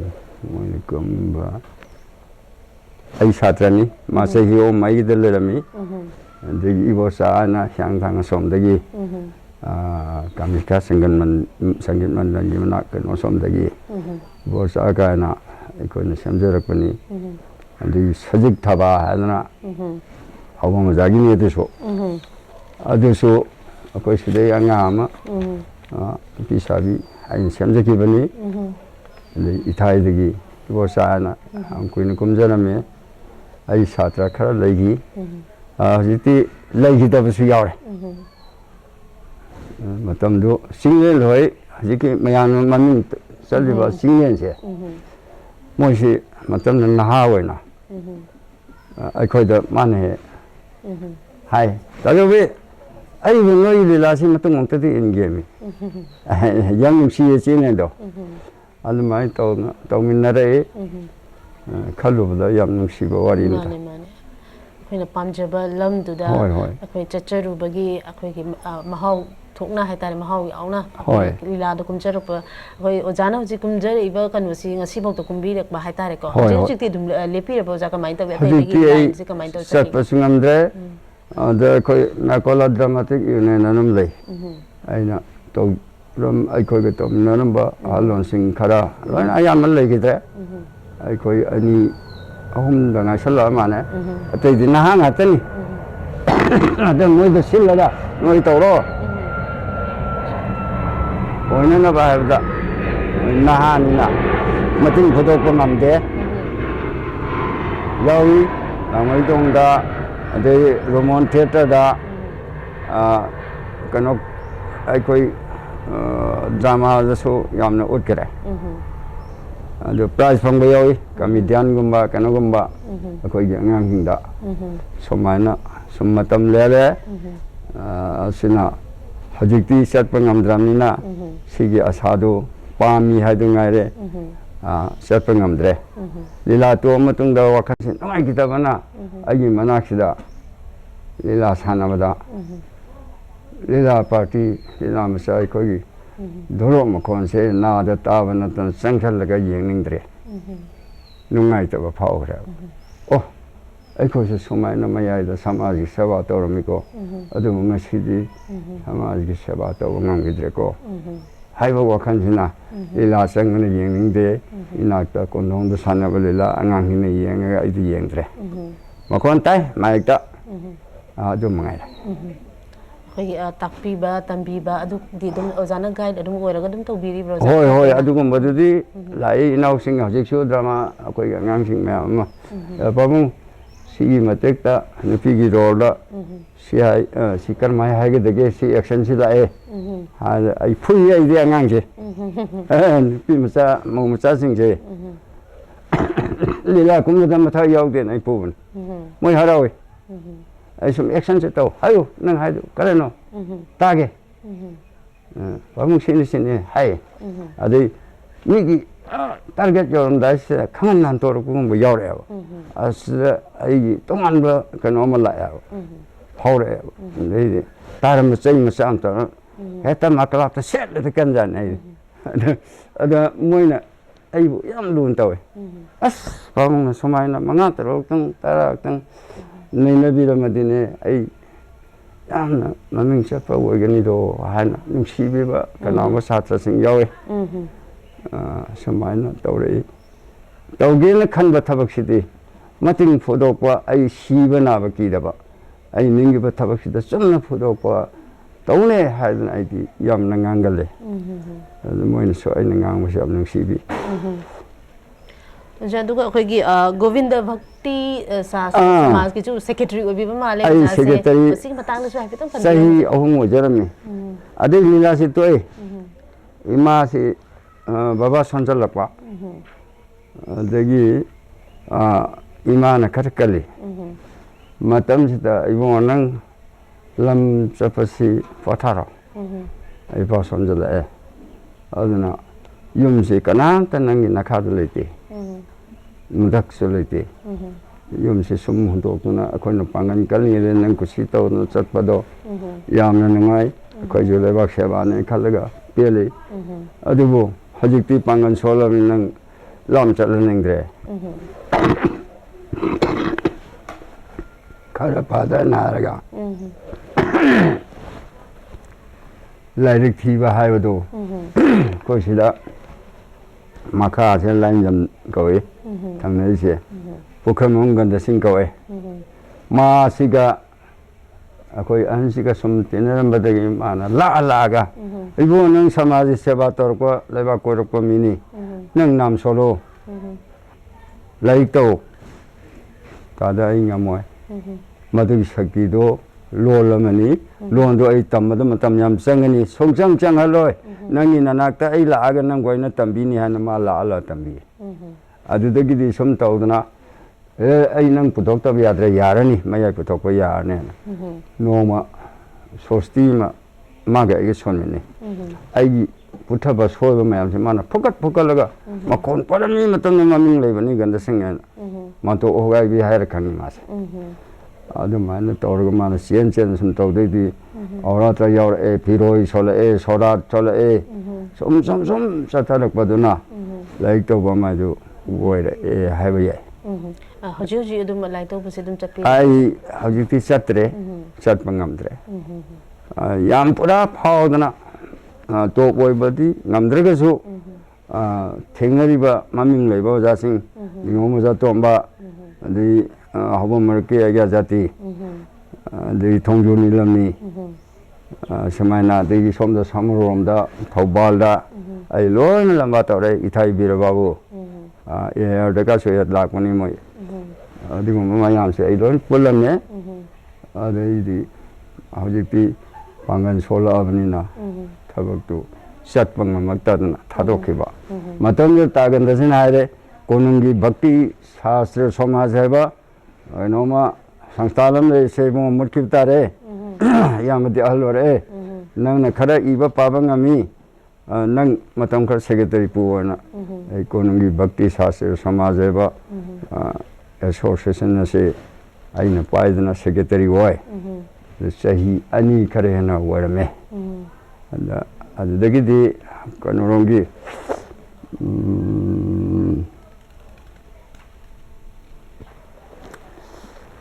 ꯎꯈꯥꯎ ꯑꯁꯣꯝꯗꯒꯤ ꯑꯣꯖꯥꯁꯤꯡ ꯑꯃꯒ ꯑꯗꯒꯤ ꯋꯥꯡꯈꯩꯗꯒꯤ ꯑꯃꯒ ꯃꯣꯏꯅ ꯇꯧꯗꯅ ꯁꯨꯝ ꯃꯣꯏ ꯄꯥꯏꯈ꯭ꯔꯦ ꯔꯥꯝꯖꯤ ꯄ꯭ꯔꯚꯨꯒꯤ ꯊꯧꯒꯜ ꯌꯥꯝ ꯀꯨꯏꯅ ꯇꯧꯔꯝꯃꯤ ꯁꯨꯃꯥꯏꯅ ꯃꯇꯝ ꯈꯔ ꯂꯦꯜꯂꯝꯃꯤ ꯌꯥꯝꯅ ꯄꯨꯟꯁꯤꯁꯦ ꯃꯈꯟ ꯃꯈꯟ ꯈꯔ ꯊꯦꯡꯅꯈ꯭ꯔꯦ ꯃꯥꯅꯦ ꯑꯣꯖꯥ ꯑꯣꯖꯥ ꯑꯗꯨꯒ ꯑꯩꯈꯣꯏ ꯑꯣꯖꯥꯁꯨ ꯍꯥꯏꯗꯤ ꯄꯨꯟꯁꯤ ꯁꯥꯡꯈ꯭ꯔꯕꯁꯦ ꯍꯥꯏꯇꯥꯔꯦꯀꯣ ꯁꯥꯡꯈ꯭ꯔꯕ ꯆꯍꯤꯁꯤꯗ ꯑꯩꯈꯣꯏꯒꯤ ꯑꯦꯋꯥꯔꯗ ꯃꯌꯥꯝ ꯑꯃ ꯑꯗꯒꯤ ꯊꯤꯌꯦꯇꯔꯒꯤ ꯂꯝꯁꯤꯗ ꯃꯌꯥꯝ ꯑꯃ ꯑꯩꯈꯣꯏ ꯈꯣꯡꯗꯥꯕꯤꯔꯛꯄ ꯑꯗꯒꯤ ꯑꯩꯈꯣꯏ ꯁꯦꯀ꯭ꯔꯦꯇꯔꯤꯁꯨ ꯑꯗꯨꯝ ꯑꯣꯏꯕꯤꯔꯝꯃꯦ ꯑꯗꯣ ꯃꯁꯤꯗ ꯑꯩꯈꯣꯏꯅ ꯑꯣꯖꯥꯒꯤ ꯑꯆꯤꯞꯃꯦꯟ ꯃꯌꯥꯝꯁꯤꯗ ꯍꯥꯏꯇꯥꯔꯦ ꯌꯦꯡꯉꯒ ꯑꯩꯈꯣꯏꯒꯤ ꯒꯣꯔꯃꯦꯟꯒꯤ ꯁꯥꯏꯠꯇꯒꯤ ꯑꯩꯈꯣꯏ ꯀꯔꯝꯕ ꯑꯩꯈꯣꯏꯒꯤ ꯈꯣꯡꯊꯥꯡ ꯂꯧꯕꯤꯔꯛꯄ ꯂꯩꯈꯤꯕꯒꯦ ꯒꯣꯔꯃꯦꯟꯒꯤ ꯑꯦꯅꯤ ꯀꯩꯅꯣꯁꯦ ꯑꯩꯈꯣꯏ ꯑꯣꯖꯥꯅ ꯐꯪꯕꯤꯗꯕ꯭ꯔꯥ ꯀꯃꯥꯏꯅ ꯇꯧꯒꯦ ꯍꯥꯏꯕꯗꯣ ꯃꯁꯤ ꯑꯩꯅꯅꯤ ꯍꯥꯏꯕꯗꯤ ꯗꯤꯄꯥꯔꯠꯃꯦꯟ ꯑꯃꯗ ꯆꯪꯗꯅ ꯑꯩ ꯁꯤꯒꯨꯝꯕ ꯊꯧꯔꯥꯡꯁꯤꯒꯤ ꯑꯩꯕꯨ ꯑꯝꯇ ꯃꯁꯛ ꯑꯝꯇ ꯈꯪꯍꯟꯕꯤꯌꯨ ꯑꯝꯇ ꯀꯩꯅꯣ ꯑꯣꯏꯍꯟꯕꯤꯌꯨ ꯍꯥꯏꯕ ꯋꯥꯍꯩꯁꯦ ꯑꯩꯅ ꯍꯥꯏꯔꯨꯗ꯭ꯔꯦ ꯍꯥꯏꯕꯨ ꯍꯥꯏꯗ꯭ꯔꯗꯤ ꯀꯅꯥꯝꯇ ꯈꯪꯕꯤꯗꯦ ꯑꯗꯨ ꯃꯇꯝꯗꯨꯗ ꯑꯦꯋꯥꯔꯗ ꯐꯪꯈꯤꯕ ꯃꯌꯥꯝꯗꯣ ꯂꯩꯔꯝꯒꯅꯤ ꯂꯤꯁꯇꯤ ꯁꯤꯗꯤ ꯃꯁꯤ ꯁꯤꯈ꯭ꯔꯕ꯭ꯔꯥ ꯂꯩꯔꯤꯕ꯭ꯔꯥ ꯃꯥꯒꯤ ꯇꯧꯔꯝꯃꯤꯕ ꯂꯤꯇꯔꯦꯆꯔ ꯃꯥꯒꯤ ꯂꯝꯆꯠꯁꯤꯡꯁꯦ ꯑꯁꯤ ꯀꯔꯝꯍꯥꯏꯅ ꯇꯧꯈꯤꯒꯦꯅ ꯃꯣꯏꯅꯁꯨ ꯒꯣꯔꯃꯦꯟꯅꯁꯨ ꯃꯗꯨ ꯌꯧꯅ ꯊꯤꯕꯤꯕ ꯅꯠꯇꯕꯅꯤꯅ ꯐꯪꯈꯤꯗꯦ ꯑꯩ ꯊꯣꯏꯗꯣꯛꯄ ꯒꯣꯔꯃꯦꯟꯒꯤ ꯑꯣꯏꯕ ꯀꯥꯟꯅꯕꯁꯤꯡꯁꯦ ꯑꯩ ꯑꯃꯠꯇ ꯉꯁꯤꯐꯥꯎꯗꯤ ꯐꯪꯗꯦ ꯑꯩꯒꯤ ꯍꯥꯏꯕꯨ ꯁꯥꯔꯇꯤꯐꯥꯏꯠ ꯈꯔꯒ ꯑꯩꯅ ꯎꯠꯆꯔꯨꯕ ꯇꯧꯖꯔꯨꯕꯒꯤ ꯃꯃꯜ ꯈꯔꯒ ꯁꯨꯝ ꯐꯪꯖꯍꯧꯕꯁꯤ ꯅꯠꯇꯅ ꯍꯟꯗꯛꯁꯤꯗ ꯗꯣꯛꯇꯔ ꯑꯝꯕꯦꯗꯀꯔꯒꯤ ꯀꯩꯅꯣꯝꯃ ꯑꯦꯋꯥꯔꯗ ꯑꯃ ꯄꯤꯕꯤꯔꯤꯕꯁꯤ ꯁꯤ ꯀꯧꯔꯒ ꯑꯩꯕꯨ ꯄꯤꯕꯤꯕꯅꯤ ꯍꯟꯗꯛ ꯑꯁꯤꯗꯤ ꯀꯩ ꯆꯍꯤ ꯑꯣꯏꯕꯤꯗꯣꯏꯅꯣ ꯑꯣꯖꯥ ꯀꯨꯏꯗ꯭ꯔꯤ 2024ꯗ ꯑꯁꯣꯝꯗꯒꯤ ꯊꯥꯔꯛꯄꯅꯤ ꯁꯤꯗ ꯂꯩꯔꯤꯁꯦ ꯑꯗꯨ ꯑꯌꯥꯝꯕꯅ ꯆꯠꯂ ꯂꯧꯅꯩ ꯍꯥꯏ ꯑꯗ ꯑꯩꯒꯤꯗꯤ ꯑꯩ ꯏꯆꯥꯁꯤꯡꯅ ꯑꯍꯜ ꯑꯣꯏꯔꯦ ꯃꯥ ꯆꯠꯄꯗ ꯋꯥꯔꯅꯤ ꯍꯥꯏꯕꯗꯨꯗ ꯁꯤꯗ ꯐꯪꯈꯤ ꯁꯤꯗꯤ ꯑꯩꯈꯣꯏꯒꯤ ꯀꯔꯤ ꯀ꯭ꯂꯕꯅꯣꯝ ꯍꯥꯏꯔꯤꯅꯤ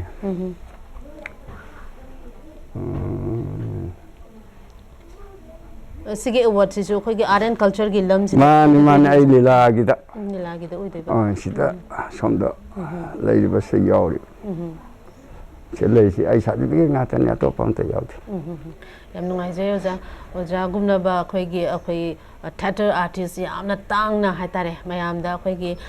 ꯒ꯭ꯌꯥꯟ ꯂꯧꯁꯤꯡꯁꯨ ꯑꯗꯨꯝ ꯑꯩꯈꯣꯏꯒꯤ ꯑꯣꯏꯍꯧꯕ ꯑꯣꯖꯥꯒꯤ ꯉꯁꯤꯒꯤ ꯀꯩꯅꯣ ꯃꯇꯦꯛꯁꯤꯅ ꯍꯥꯏꯇꯥꯔꯦꯀꯣ ꯑꯗꯨꯝ ꯑꯣꯏꯕꯤꯁꯅꯨ ꯍꯥꯏꯗꯅ ꯃꯌꯥꯝꯗꯁꯨ ꯊꯥꯖꯕ ꯑꯩꯈꯣꯏ ꯄꯤꯖꯔꯤ ꯑꯗꯨꯒ ꯂꯣꯏꯁꯤꯜꯂꯛꯄꯁꯤꯗꯤ ꯑꯣꯖꯥ ꯑꯩꯈꯣꯏꯒꯤ ꯃꯌꯥꯝꯗ ꯍꯧꯖꯤꯛ ꯑꯥꯔꯇꯤꯁ ꯃꯌꯥꯝ ꯑꯃꯁꯨ ꯑꯩꯈꯣꯏ ꯍꯧꯔꯛꯏꯀꯣ ꯍꯧꯖꯤꯛ ꯑꯐꯥꯎꯕ ꯃꯌꯥꯝ ꯑꯃꯁꯨ ꯂꯩꯔꯤ ꯑꯥꯔꯇꯤꯁ ꯃꯣꯏꯗ ꯑꯩꯈꯣꯏꯒꯤ ꯑꯣꯖꯥꯅ ꯇꯝꯍꯟꯅꯤꯡꯕ ꯍꯥꯏꯇꯥꯔꯦ ꯑꯣꯖꯥꯒꯤ ꯑꯩꯈꯣꯏꯒꯤ ꯃꯦꯁꯦꯖ ꯍꯥꯏꯇꯥꯔꯦ ꯑꯝꯇꯪ ꯄꯤꯕꯤꯅꯤꯡꯕ ꯂꯩꯔꯒꯗꯤ ꯑꯣꯖꯥ ꯑꯝꯇꯪ ꯊꯝꯕꯤꯔꯝꯃꯨ ꯃꯌꯥꯝꯗ ꯑꯩꯅ ꯍꯥꯏꯖꯅꯤꯡꯉꯤ ꯃꯈꯥꯗ ꯏꯆꯥ ꯏꯅꯥꯎꯁꯤꯡ ꯇꯧꯔꯛꯏꯕ ꯑꯣꯖꯥꯁꯤꯡ ꯂꯥꯛꯏꯕ ꯇꯨꯡꯗ ꯁꯤꯒꯨꯝꯕ ꯂꯝꯕꯦꯜ ꯑꯁꯤꯗ ꯈꯣꯡꯗꯥꯔꯛꯄ ꯈꯨꯗꯤꯡꯃꯛꯇ ꯑꯩꯅ ꯍꯥꯏꯖꯒꯗꯕ ꯍꯥꯏꯕꯕꯨ ꯃꯤꯑꯣꯏꯕꯅ ꯅꯤꯡꯕꯨ ꯅꯤꯡꯉꯕꯗꯤ ꯉꯝꯗꯕ ꯂꯩꯇꯦ ꯈꯟꯕꯨ ꯈꯜꯂꯕ ꯋꯥꯈꯟꯗꯣ ꯄꯟꯊꯨꯡ ꯑꯃꯨꯛꯇꯪ ꯁꯣꯏꯗꯅ ꯐꯪꯒꯅꯤ ꯃꯗꯨ ꯐꯪꯅꯕꯒꯤ ꯃꯔꯝꯗꯤ ꯑꯩꯅ ꯅꯤꯡꯉꯤꯕ ꯇꯥꯔꯒꯦꯠꯇꯣ ꯈꯣꯡꯐꯝ ꯑꯃ ꯍꯣꯡꯗꯅ ꯆꯪꯁꯤꯜꯂꯒ ꯑꯩ ꯀꯗꯥꯏꯗ ꯀꯔꯤ ꯋꯥꯠꯍꯧꯔꯤ ꯃꯗꯨꯒꯤ ꯇꯥꯔꯒꯦꯠꯇꯣ ꯑꯩ ꯐꯪꯗꯕ ꯌꯥꯗꯦ ꯍꯥꯏꯗꯅ ꯂꯨꯞꯊꯔꯒ ꯈꯟꯗꯅ ꯊꯋꯥꯏ ꯆꯪꯅꯕ ꯇꯧꯔꯕ ꯃꯥꯒꯤ ꯑꯅꯤꯡꯕ ꯁꯣꯏꯗꯅ ꯄꯥꯡꯊꯣꯛꯄ ꯉꯝꯒꯅꯤ ꯍꯥꯏꯕ ꯋꯥꯍꯩꯁꯦ ꯑꯩ ꯃꯈꯥꯗ ꯍꯧꯔꯛꯄ ꯏꯆꯥ ꯏꯅꯥꯎꯁꯤꯡꯗ ꯑꯩ ꯍꯥꯏꯖꯅꯤꯡꯉꯤ ꯃꯔꯛꯇ ꯑꯣꯖꯥ ꯑꯩꯈꯣꯏꯅ ꯈꯪꯖꯅꯤꯡꯕ ꯍꯥꯏꯇꯥꯔꯦꯀꯣ ꯑꯩꯈꯣꯏꯒꯤ ꯂꯤꯂꯥꯒꯨꯝꯕꯁꯦ ꯁꯥꯟꯅ ꯂꯣꯏꯔꯒ ꯂꯤꯂꯥꯁꯦ ꯑꯩꯈꯣꯏꯒꯤ ꯑꯩ ꯉꯁꯤ ꯁꯥꯟꯅꯔꯨꯕ ꯂꯤꯂꯥꯁꯦ ꯌꯥꯝꯅ ꯐꯖꯈ꯭ꯔꯦ ꯌꯥꯝꯅ ꯅꯨꯡꯉꯥꯏꯈ꯭ꯔꯦꯕꯨ ꯍꯥꯏꯔꯒꯁꯨ ꯏꯁꯥ ꯏꯊꯟꯇ ꯈꯜꯂꯒꯗꯤ ꯂꯥꯛꯀꯗꯣꯏꯅꯦꯕ ꯑꯣꯖꯥ ꯑꯗꯣ ꯁꯤ ꯑꯣꯖꯥꯒꯤ ꯑꯣꯏꯅꯗꯤ ꯍꯜꯂꯛꯄ ꯃꯇꯝꯗ ꯂꯤꯂꯥꯁꯦ ꯋꯥꯅ ꯑꯩꯈꯣꯏꯒꯤ ꯁꯥꯏꯀꯜꯅꯒꯁꯨ ꯆꯠꯂꯦꯅ ꯍꯥꯏꯕꯤꯔꯤꯀꯣ ꯑꯣꯖꯥꯅ ꯑꯗꯣ ꯃꯁꯤ ꯍꯜꯂꯛꯄꯗꯗꯤ ꯀꯔꯤ ꯋꯥꯈꯟꯒꯗꯤ ꯈꯟꯕꯤꯔꯒ ꯍꯜꯂꯛꯀꯦ ꯍꯥꯏꯕꯗꯣ ꯃꯌꯥꯝ ꯑꯝꯇꯪ ꯊꯝꯕꯤꯌꯨ ꯍꯜꯂꯛꯄꯁꯤ ꯑꯩꯈꯣꯏꯅ ꯇꯧꯖꯔꯝꯃꯤꯕ ꯎꯠꯆꯔꯝꯃꯤꯕ ꯄ꯭ꯂꯦ ꯑꯗꯨꯕꯨ ꯚꯥꯕꯣꯛꯁꯤꯡꯅ ꯅꯨꯡꯁꯤꯕꯤꯗꯅ ꯀ꯭ꯂꯦꯞ ꯂꯧꯕꯤꯕ ꯑꯗꯒꯤ ꯈꯣꯜꯂꯥꯎ ꯀꯌꯥꯅ ꯅꯣꯛꯄ ꯃꯇꯝꯗ ꯋꯥ ꯅꯣꯛꯄꯤꯕ ꯀꯞꯄ ꯃꯇꯝꯗ 미 바보 뛴다보나 찍나 뜨문뜨문 히히 깜나 바세 우라가 아이코이 리라마사 아이코이기디 사마자 까톡박이 빠무 바세 아무것도 레이다 바시 마tamda 와 아이코이나 라랑 거라바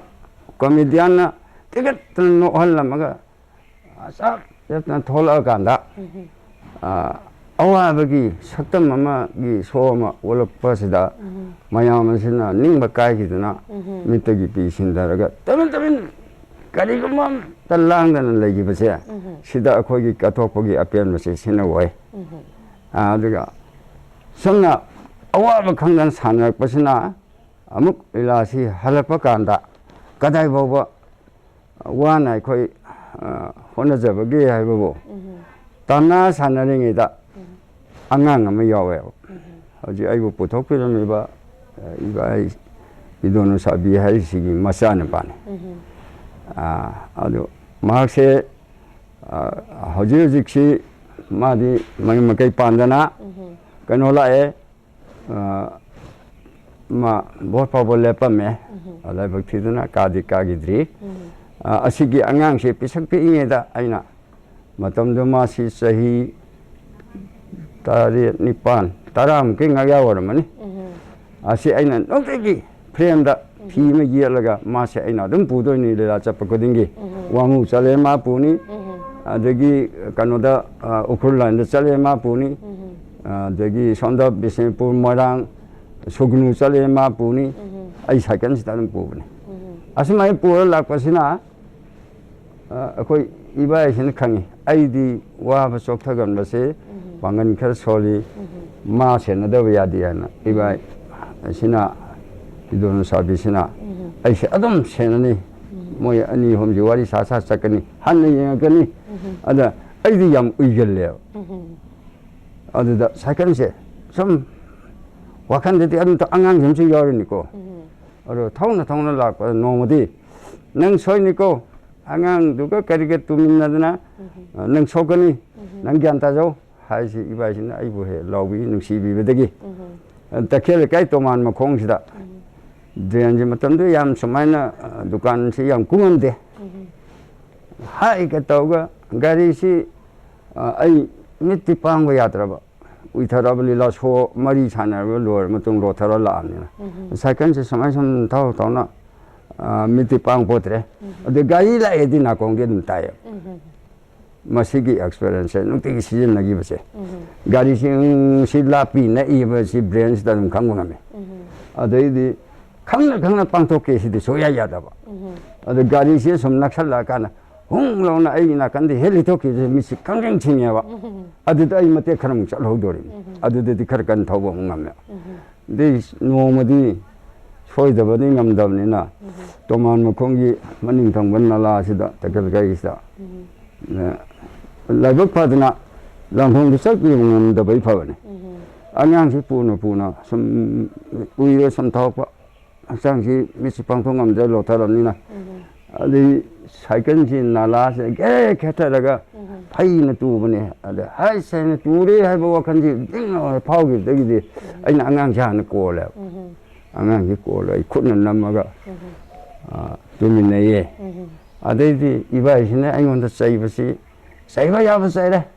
ai saudi an saibani na sumaina wana honar ki bigi gori khara